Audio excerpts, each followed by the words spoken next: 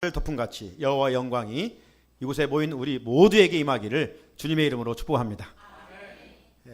성탄절이 점점 가까이 오고 있음을 이 분위기를 통해서 느낄 수가 있겠지요.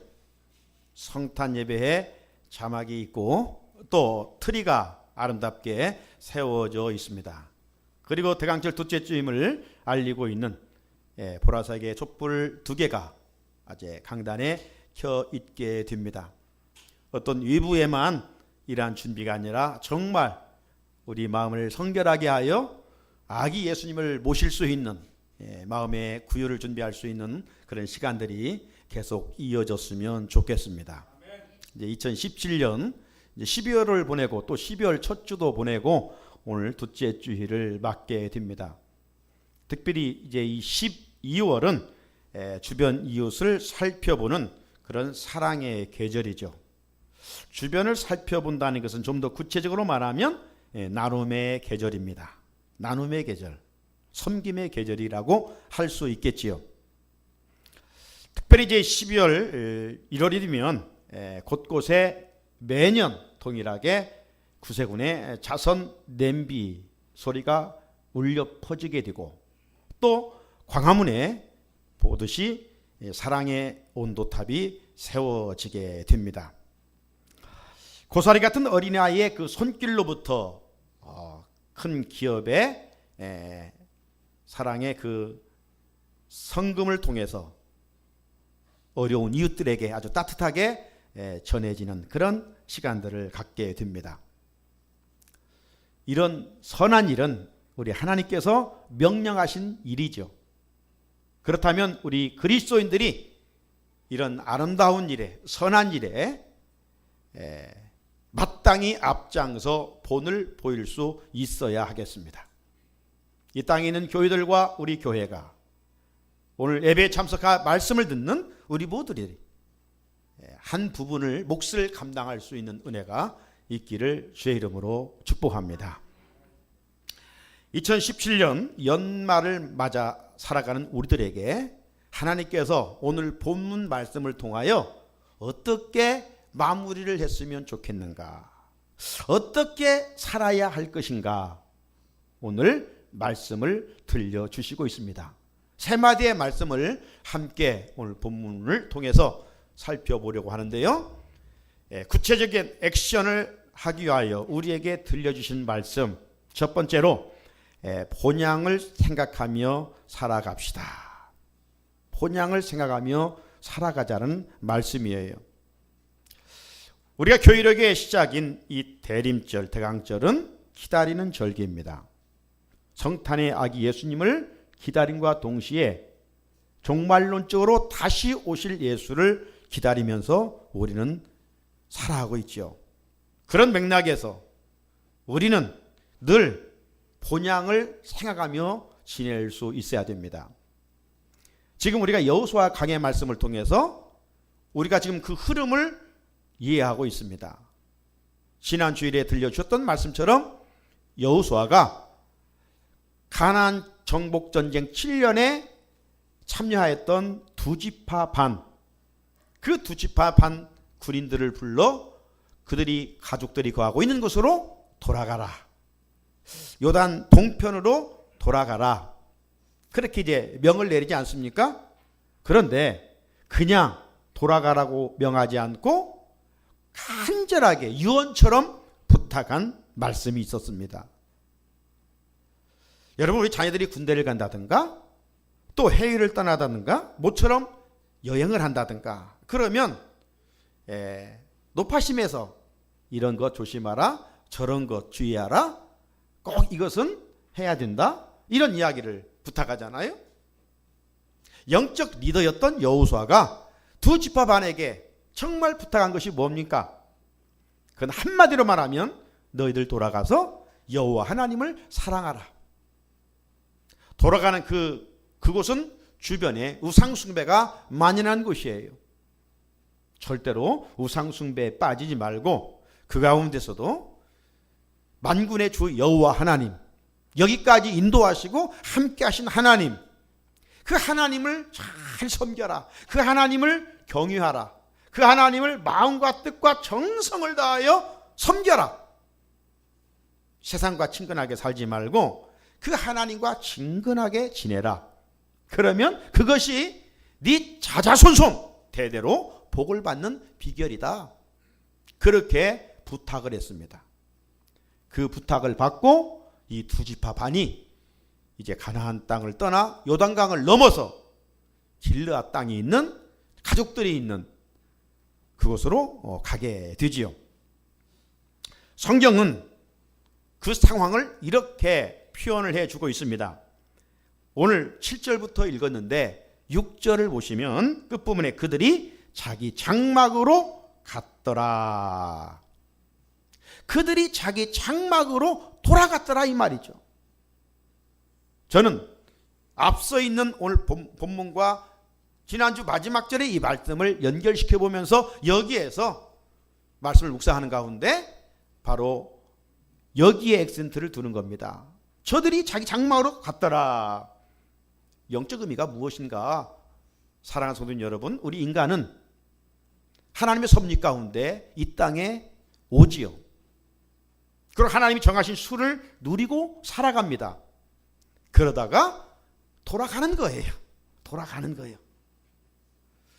우리 지난주일 장례 두 건이 났습니다만은 우리가 사람이 죽었다라는 표현을 여러 가지로 말합니다. 예. 그러나 가장 죽음을 잘 표현하는 내용이 뭐냐면 돌아가셨다 입니다. 돌아가셨다. 우리 부모님이 돌아가셨습니다. 누가 돌아가셨습니다. 그러죠? 어디로 돌아갑니까? 왔던 곳이 있으니까 돌아가지. 그러죠? 여러분 예배 마치고 어디로 가요? 집으로 돌아가는 거예요. 집에서 왔으니까 집으로 돌아가는 거예요. 어디로 돌아가요? 애유 없이 영적 세계로, 본향으로 돌아가게 되는 거예요. 철학자 쇼펜하우가 있습니다. 이 쇼펜하우가 남긴 진리가 하나 있는데 어느 날 이 철인이 가까운 집 근처 공원을 찾아가 벤치에 앉아 있었습니다. 이 철학자들은 이 사색을 하기를 좋아하잖아요. 그날도 이 쇼펜하우가 벤치에 앉아서 어떤 생각에 깊이 몰두하고 있었습니다. 벌써 해는 뉘엿뉘엿 저어가고 있는데 그래서 그 공원지기가 찾아와가지고 이렇게 이야기합니다. 이제 어디서 왔는지 모르겠지만 문 닫을 시간이 됐으니까 돌아가시지요. 그때 그 말을 듣던 쇼펜하우가 무릎을 치면서 바로 그것이요. 내가 지금 이 벤치에 앉아서 생각하는 것이 도대체 인간이 어디로 와서 어디로 돌아가는가, 이것에 대해서 내가 지금 깊이 생각하고 있습니다. 그렇습니다. 우리 인간 도대체 어디로 와서 어디로 돌아간단 말입니까? 세상의 문학이, 철학이, 어떤 과학이 여기에 대한 답을 해줍니까? 답을 제공하지 못해요. 오직 하나님의 말씀 성경만이, 우리 주님만이 여기에 대한 분명한 답을 우리에게 주고 있습니다. 인간은 죽음을 통해서 우리 육신은 흙으로 만들어졌기에 흙으로 돌아가지만 우리 영혼은 하나님의 나라로 간다는 것이죠. 영적 세계로 돌아간다는 것이죠. 성도들은 육신의 장막이 무너지는 날 하나님이 지으신 본향으로, 천국으로 돌아가는 거예요. 영적 세계는 두 길밖에 없지요. 천국과 지옥입니다. 하나님을 알지 못하는 자들, 하나님이 보내신 예수, 이 아들을 영접하지 않는 자들은 지옥에 들어가고, 예수를 내 구주로 영접하고 살아가는 자들에게는 천국으로 인도한다 라고 성경은 분명히 말씀하고 있습니다. 이것이 우리 그리스도인들의 궁극적 소망이 아니겠습니까? 우리 성도들은 주님이 예비하신 집에서 주님의 얼굴을 비옵는 일, 이것보다 소중한 것이 어디가 있겠어요? 그래서 우리는 이렇게 찬송을 하죠. 저 배는 본향집 날마다 가까워 내 갈 길 멀지 않으니 전보다 가깝다 더 가깝고 더 가깝다 하룻길 되는 내 본향 가까운 곳일세. 사랑하는 성도 여러분, 우리 모든 육신의 장막이 집이 무너지는 날이 다가오고 있습니다. 그걸 누가 부정할 수 있겠습니까? 그날 우리 모두는 본향으로 돌아갑니다. 본향으로 돌아가는 날 주님 앞에 섰을 때 우리가 부끄러움을 받는 일이 없어야 하지 않겠습니까? 주님으로부터 너 잘했다, 잘했어, 칭찬받아야 하지 않겠습니까? 칭찬받으려고 하면 어떻게 살아야 될 것인가? 바로 내일 내가 주님의 부르심을 받는다면 이런 종말신앙을 가지고 우리가 하나님이 원하시는 선한 일에 힘쓰고 애쓰며 살아갈 수 있어야 됩니다. 또 믿음의 선한 싸움, 선한 열정이 우리 안에 있어야 될 줄로 믿습니다. 우리가 12월 한 해를 결산하는 달, 또 새해를 준비하는 이런 달에 어떻게 살아가라고요?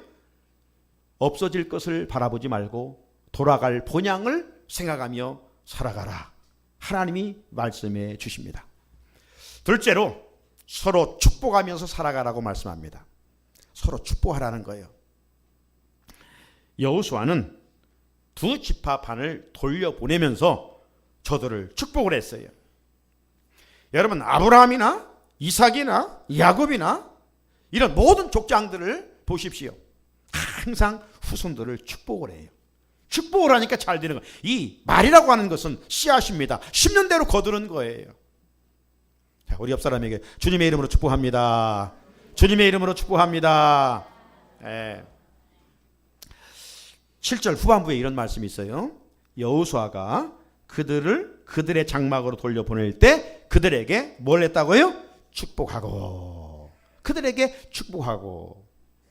그러면 오늘 본문에 나와 있지 않지만 이 말씀을 제가 한번 묵상해 봤어요. 도대체 여호수아가 이스라엘 백성들을 돌려보내면서 어떤 말씀으로 축복했을까? 새해가 돌아오면 덕담들을 하잖아요. 자, 이 두 지파판, 이 7년 동안 전쟁에 앞장서 싸웠던 그 군인들 뭘로 축복을 했을까? 그건 다른 게 아니라 모세 때부터 하나님께서 그 백성들에게 들려주셨던 축복의 메시지가 있어요. 그 축복의 메시지는 무엇이냐? 민수기 6장 24절로 26절의 말씀입니다. 이 구약의 축도문이라고 하는 것인데 우리 같이 한번 읽어볼까요? 시작. 여호와는 내게 복을 주시고 너를 지키시기를 원하며 여호와는 그의 얼굴을 내게 비추사 은혜 베푸시기를 원하며 여호와는 그 얼굴을 내게 향하여 드사 평강 주시기를 원하노라 할지니라 하라. 아멘. 이 축복은 일찍이 지도자 모세를 통해서 이스라엘 백성들에게 들려주시되 대제사장 모세의 형인 아론을 통해서 이스라엘 백성들에게 늘 축복으로 선포되었던 말씀입니다. 그런데 이 축복의 말씀을 자세히 살펴보면 주어는 누구냐? 여호와 하나님이시요. 아론이 축복하는 게 아니에요. 모세가 이스라엘을 축복하는 게 아니에요. 하나님께서 이스라엘 백성들을 축복하실. 오늘 우리를 축복하시는 분이 누구냐? 복 주시는 분이 누구냐? 사람이 아니 조상이 아니에요. 만군의 주 여호와 하나님인 줄로 믿습니다. 그 하나님께서 복 주시기를 원하시고 그 하나님께서 지켜주시기를 원하시고 그 여호와 하나님께서 그 백성들의 얼굴을 비추사 은혜 주시기를 원하시고 하나님께서 그 얼굴을 그 백성들에게 향하여 드사 평강 주시기를 원하노라. 누가? 여호와 하나님이. 누가? 여호와 하나님이. 그래서 항상 시작의 주어는 여호와께서. 사랑하는 성도 여러분, 우리 하나님은 우리 가운데 복 주시기를 원하십니다. 우리에게 복 주시기를 기뻐하시는 하나님이시요. 우리 자녀들에게 뭔가를 주고 싶은 것이 우리 부모 마음 아니에요? 이 부모 마음이 어디서 왔어요? 바로 하나님에게서 온 거예요. 그래서 우리 자녀들에게는 내가 먹지 못할지라도 아끼고 가르치는 것 아닙니까? 좋은 것 어떻게 하면 줄까? 더 좋으신 우리 하나님, 모든 것을 가지고 계신 하나님, 우리에게 주시기를 기뻐하셔요. 그러면 오늘 우리는 마땅히 하나님이 주시려고 하신 것들을 누려야 되죠. 누려야 돼요. 하나님 주시기를 원하시는데. 그럼 어떻게 해야 드립니까? 어떻게 해야?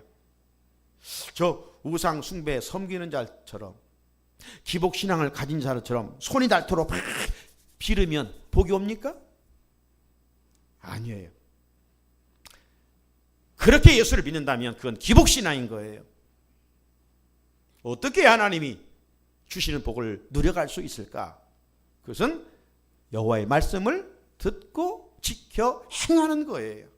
말씀대로 순종하는 자에게 그런 은혜를 주신다라고 약속하고 있어요. 말씀 축복의 장인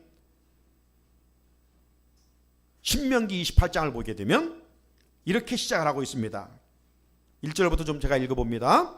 네가 네 하나님 여호와의 말씀을 삼가 듣고 내가 오늘 네게 명령하는 그 모든 명령을 지켜 행하면 네 하나님 여호와께서 너를 세계 모든 민족 위에 뛰어나게 하실 것이라.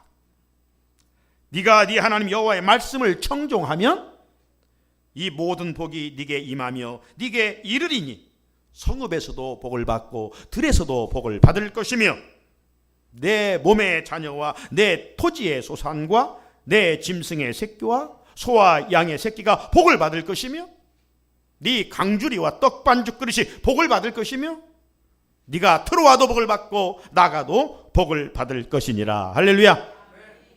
우리 문제는 뭐예요? 문제는 이렇게 복 받기를 원하는데 우리의 문제는 뭐냐? 말씀과는 무관하게 살면서 복만 받으려고 한다 이 말이죠. 말씀은 그냥 교회에서 듣고 교회에다 짐 싸듯이 싸놓고 삶의 자리가 세상적인 방법으로 살아가면서 우리 자녀들이 잘 되고 우리 하는 일들이 잘 되고 사업이 잘 되기만을 바란다 이 말이죠. 이것은 하나님 앞에서 부끄러운 일이에요. 그렇게 해서 복이 오는 게 아니에요. 복은 말씀을 지키는 자의 몫이에요. 말씀을 지키는 자의 몫. 오늘 성경은 분명 말씀합니다. 말씀을 지키면 들어가도 나가도 복을 받을 것이고 네 성읍에도 복을 받을 것이고 들에서도 복을 받을 것이다 약속하셨어요. 하나님의 약속은 신실하십니다. 우리는 약속하고 지키려고 하지만 상황이 좀 힘들면 어쩔 수 없이 우리 언어에 약속에 부도를 낼 때가 있어요. 그렇지만 하나님은 신실하셔요. 약속하신 것 한 번도 변개치 않으시는 그런 하나님이시죠. 반드시 이루시고 성취하시는 참 좋으신 하나님이시죠. 그래서 여호수아는 두 지파 반에게 이렇게 축복을 했는데 그 축복하기 전에 그들에게 부탁한 내용이 뭔가를 우리가 보면 알 수가 있어요. 오늘 본문전 5절로 올라가 보면 이런 말씀이 있죠.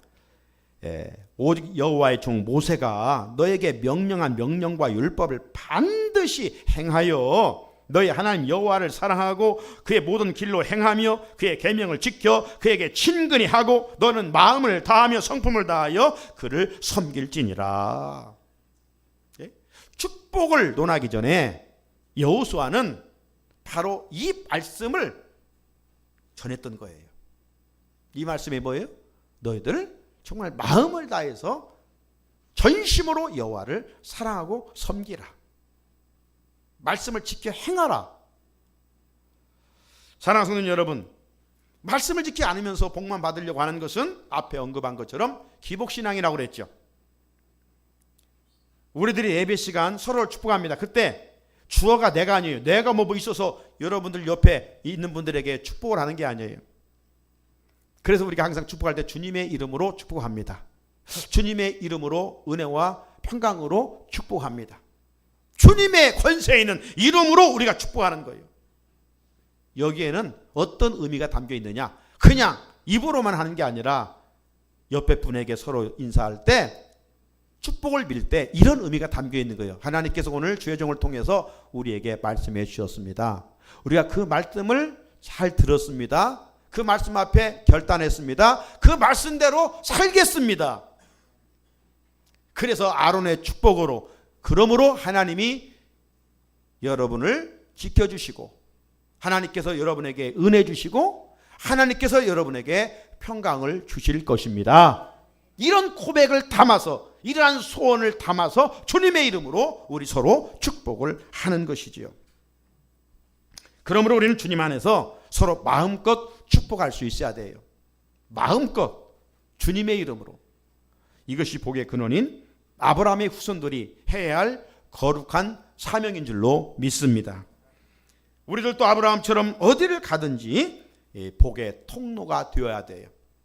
자, 창세기 12장 3절을 읽어볼까요? 시작. 너를 축복하는 자에게 내가 복을 내리고 너를 저주하는 자에게는 내가 저주하리니 땅의 모든 족속이 너로 말미암아 복을 얻을 것이라 하신지라. 아멘. 주님의 이름을 힘입어 나와 함께하는 모든 자들에게 마음껏 축복할 수 있어야 돼요.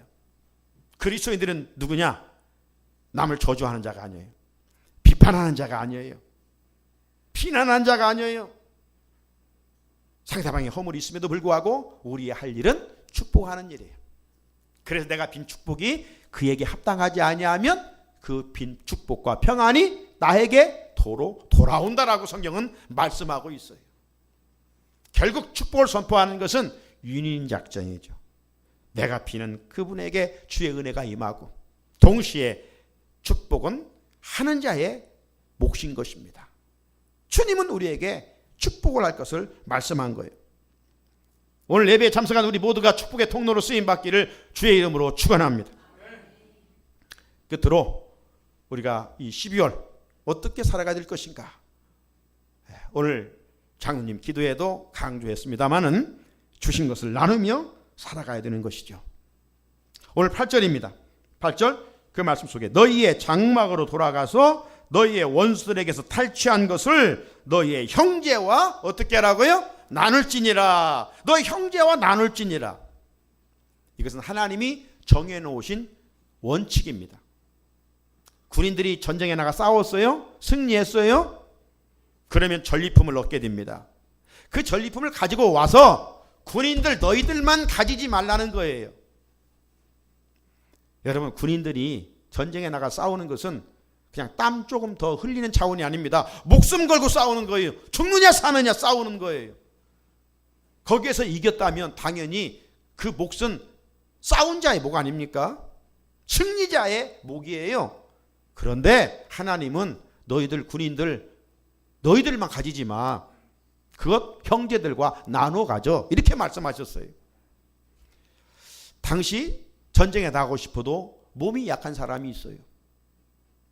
그리고 결혼한 지 1년 된 그런 사람들은 전쟁에 나가지 말고 네 아내를 기쁘게 하라. 이게 성경의 원리예요. 그렇기 때문에 이런저런 이유로 전쟁에 나가지 못한, 그리고 여인들도 많이 있잖아요. 과부들도 있잖아요. 얻었으면 그들과 함께 이 탈취물을 나누어라 말씀하고 있는 것입니다. 하나님께서 왜 이렇게 말씀하셨을까요? 이스라엘 전체가 하나의 공동체임을 확인해 주기 위함입니다. 이스라엘 공동체가 너와 나의 분리된 것이 아니라, 싸우러 간 자와 후방에 있는 가족들이 분리된 것이 아니라 너희들은 하나다라는 것이죠. 이와 같은 나눔의 미덕과 원리는 믿음의 공동체인 교회에도 반드시 적용이 되어야 합니다. 우리 성도들은 서로 가족 연대 의식을 가지고 서로를 돌보며 살피며 살아갈 수 있어야 되죠. 영적으로도 나눔의 교제를 하고 또 육신적으로도 나눔의 교제를 하면서 더 풍성한 그리스도의 은혜를 경험할 수 있어야 합니다. 이것이 주님이 원하시는 아름다운 모습 아니겠어요? 여러분, 초대교회가 왜 아름답습니까? 왜 모든 교회들이 초대교회를 본받으려고 합니까? 이 초대교회는 예수님이 가르쳐 주신 정신대로 살려고 몸부림쳤던 완벽한 교회는 아니지만 그래도 이 땅에 있는 교회 중에 이상적인 그러한 모델이 되는 교회이기 때문에 그렇습니다. 사도행전 2장 44절로 45절을 보면 믿는 사람이 다 함께 있어 모든 물건을 서로 통용하고 또 재산과 소유를 팔아 각 사람의 필요를 따라 나눠주며, 이게 초대교회의 모습입니다. 강자가 강하다고 약한 자를 짓누른 것이 아니라 강자가 약자를 외면하지 않고 그들에게 힘이 되어 주었다는 것입니다. 하나님 주신 물질이 많으면 그 물질을 가지고 혼자 배부른 것이 아니라 초대교회 공동체 안에 있는 가난한 자들에게 필요를 따라 자원함으로 나누어 주었다는 것입니다. 얼마나 아름다운 교회 공동체의 모습입니까? 사랑하는 성도 여러분, 우리 몸에는 지체들이 많이 있습니다. 이 지체들이 다양합니다. 귀중하지 않은 지체는 하나도 없습니다. 오히려 때로는 작은 지체가 더 소중하기도 합니다. 작은 지체라고 소홀히 여긴다면 우리 몸이 건강할 수 없겠지요. 온 몸이 그것 때문에 고통을 다하게 됩니다. 교회 공동체는 주님의 몸입니다. 주님의 몸이에요. 그래서 주님은 바울을 통해서 고린도 교회에게 이렇게 편지를 냈어요. 고린도전서 12장 25절 같이 한번 읽어볼까요? 시작. 몸 가운데서 분쟁이 없고 오직 여러 지체가 서로 같이 돌보게 하셨느니라. 아멘. 우리 몸의 지체가 한 곳이라도 아프면 몸 전체가 아픈 거예요. 이제 이것을 사도 바울을 통해서 그리스도의 몸인 교회를 적용하고 있는 거예요. 네? 교회 안에 분쟁이 없게 하고 우리 각 지체가 서로 돌보아라. 돌보아라. 그렇게 말씀하고 있는 것입니다. 교회 공동체 가족 의식을 가지고 있을 때 평안할 수 있겠지요. 그러기 위해서는 여러 지체가 서로 같이 돌보게 하셨느니라, 이 말씀을 마음에 새기고 있어야 됩니다. 우리가 서로 돌볼 때 돌봄의 요소는 여러 가지가 있을 수가 있어요. 그러나 가장 큰 영역, 내가 정말로 상대방에게, 우리 성도들에게 도와줄 수 있는 영역이 뭔가? 때로는 물질을 나누고 싶으면 물질이 없으면 나눌 수 없어요. 그러나 우리 모두에게는 나눌 수 있는 공통점이 있는데 그게 뭐냐? 중보기도예요. 누군가를 위해서 주님의 이름으로 기도해 줄 수는 있는 것 아니겠어요? 이것은 엄청난 큰 축복이에요. 중보기도는 시공을 초월하여 하나님이 역사하기 때문에 그렇습니다. 영적으로 중보기도를 통해서 나눌 뿐만 아니라 오늘 우리는 정말 힘든 자에게, 지쳐있는 자에게 위로의 말, 격려의 말, 이런 것도 언어로 나눌 수 있고요. 또 누군가 열심히 할 때 칭찬의 말로 함께 교회 공동체의 덕을 세워가며 나눌 수가 있습니다. 때로는 우리에게 하나님이 물질을 맡겨주셨다면 또 물질을 가지고 나눌 수도 있겠지요. 또 기쁨도 슬픔도 함께 나누고 좋은 일도 또 힘든 일도 함께 나눌 수 있는 것이 우리 교회 공동체의 가족이죠. 나눔이 있는 그곳이 바로 주님 안에서의 하나됨의 성숙한 모습이라고 할 수가 있습니다. 사랑하는 성도 여러분, 하나님 항상 말씀에 대한 축복을 약속해 주시죠. 우리들이 하나님의 명령에 따라 나누고 살 때 어떤 은혜가 임할까요? 어떤 은혜가 임할까요? 나눴을 때 손해볼까요? 없어질까요? 아니죠. 자, 시편 112편 9절 말씀 시작. 그가 재물을 흩어 빈궁한 자들에게 주었으니 그의 의가 영원히 있고 그의 뿔이 영광 중에 들리리로다. 아멘. 무슨 말씀이에요? 이 말씀이 우리가 주의 말씀대로 이웃을 사랑하고 섬기고 주어진 물질을 흩어 보냈을 때 하나님께서 그 행실을 의롭게 기억하시고 마지막 날 주 앞에 서는 날 상급으로 되돌려 주시겠다. 내가 너를 뿔처럼 높여주시겠다. 그런 말씀이에요. 이 목회자의 삶은 늘 우리 성도들의 사랑을 받는 자리입니다. 참 이 한 해도 여러분이 많은 사랑을 베풀어 주셨어요. 그래서 저희 가정은 이 받은 사랑을 어떻게 늘 보답하며 지낼까? 어떻게 하면 받은 이상으로 베풀며 살 것인가 이야기를 종종 합니다. 그래서 교회 내 어려운 가정들을 조용히 살펴보기도 하고 돌아봅니다.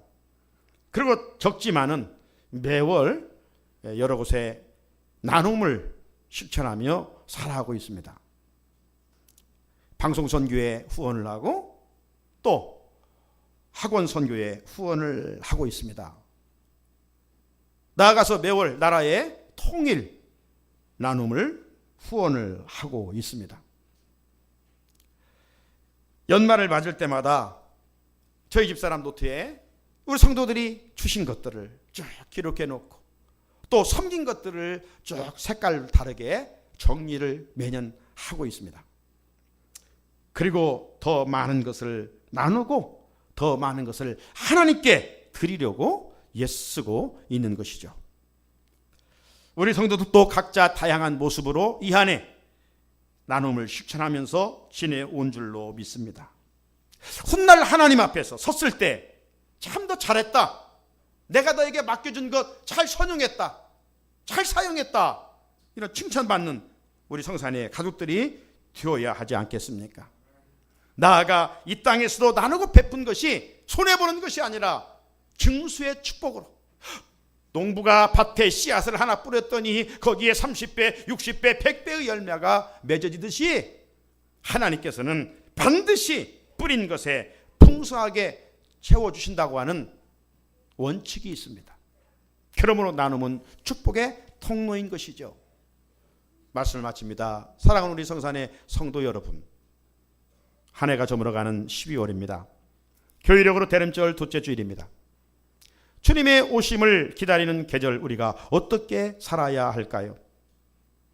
오늘 본문을 말씀을 통해서 세 가지를 말씀해 주셨습니다. 종말론지 신앙으로 항상 영원한 본향을 생각하며 살아가십시오. 하나님의 나라를 소망 가운데 바라보는 사람은 어떤 환경에서도 낙심하지 않습니다. 장차 돌아갈 내 본향. 그리고 또 하나가 뭡니까? 서로 축복하며 살아가는 것이죠. 가정에서도 서로 축복하는 거예요. 단점을 보지 말고 장점을 보고 서로 축복하는 거예요. 그리고 사랑의 눈을 가지고 하나님이 주신 것들을 가지고 나누고 베풀며 살라고 말씀하셨습니다. 신앙은 지식이 아닙니다. 행함으로 우리의 믿음을 온전케 해야 합니다. 한 주간도 주신 말씀 새기고 실천하면서 은혜 입은 거룩한 자의 삶을 살아가는 은혜가 말씀을 듣는 우리 모두에게 있으시기를 주님의 이름으로 축복합니다. 주신 말씀 붙들고 같이 기도드릴까요? 거룩하신 하나님 아버지,